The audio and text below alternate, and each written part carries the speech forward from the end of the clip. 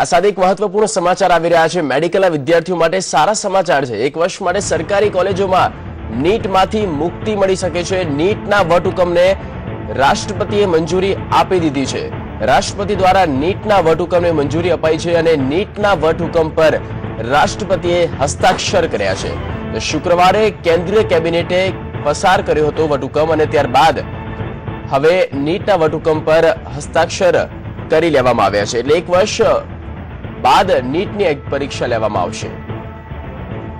તો અહીં વિદ્યાર્થીઓના પક્ષમાં સારા સમાચાર કહી શકાય અને ચીનના પ્રવાસે જતા પહેલા જ નીટના વટહુકમ પર રાષ્ટ્રપતિએ હસ્તાક્ષર કરી લીધા છે।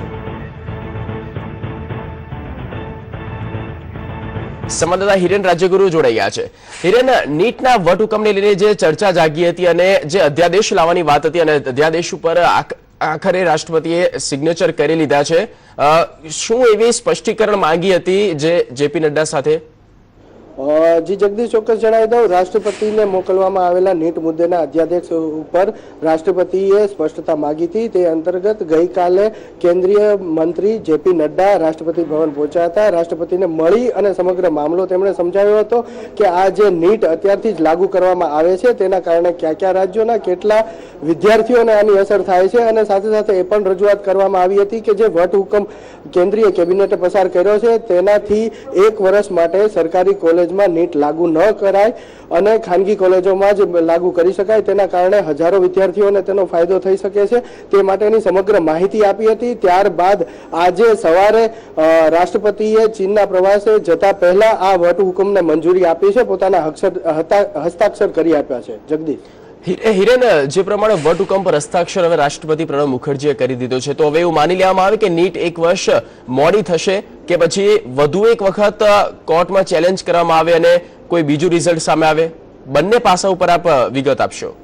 જી ચોક્કસ જણાવી દઉં જગદીશ કે અત્યારે હાલની જે પરિસ્થિતિ છે એ પરિસ્થિતિ પ્રમાણે કેન્દ્ર અને વિવિધ રાજ્યો જેમાં ગુજરાત પણ સામેલ છે તે રાજ્યોનો એવો પ્રયાસ હતો કે આ અમલ જે તાત્કાલિક જ કરવાની વાત છે તેને હાલ પૂરતી અટકાવી દેવામાં આવે। તેના કારણે ગુજરાત સહિતના અસરગ્રસ્ત ગણી શકાય તેવા 7 રાજ્યોએ કેન્દ્રીય મિનિસ્ટર નડ્ડાને મળ્યા હતા અને રજૂઆત કરી હતી કે અત્યારે આ અટકાવી દો। ત્યારબાદ કેન્દ્રીય કેબિનેટમાં આ અધ્યાદેશ પસાર કરવામાં આવ્યો છે અને અત્યારે એક વર્ષ માટે સરકારી કોલેજોમાં નીટ અટકાવી દેવાય તેની વાત થઈ છે। બીજી બાજુ સુપ્રીમ કોર્ટે જે ચુકાદો આપ્યો છે તેમાં ગુજરાત સરકાર પણ ચુકાદા સામે અરજી કરી છે અને તે વાત હજી ચાલી રહી છે।